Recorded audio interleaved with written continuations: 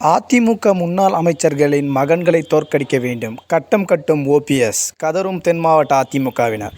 அதிமுக மற்றும் பாஜக கூட்டணி பிரிவுக்கு பிறகு தமிழகத்தில் அதிமுக தங்கள் தலைமையின் கீழ் ஒரு அணியை கட்டமைக்க பல்வேறு முயற்சிகளை மேற்கொண்டு வருகிறது.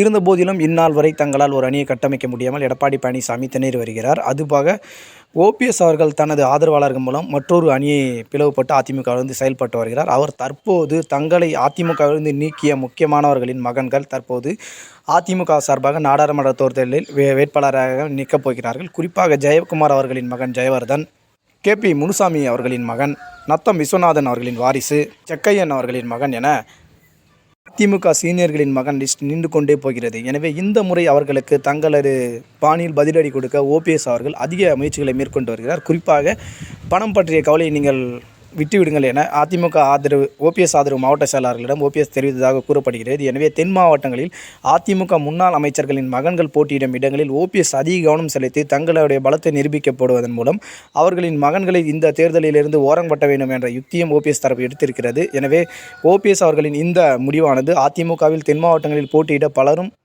பின்வாங்கி வருவதாக தகவல்கள் வெளியாகி இருக்கின்றன. தொடர்ந்து அரசியல் சார்ந்த காணொலிகளை தெரிந்து கொள்ள நம்முடைய சேனலை சப்ஸ்கிரைப் செய்யுமாறு கேட்டுக்கொள்கிறோம்.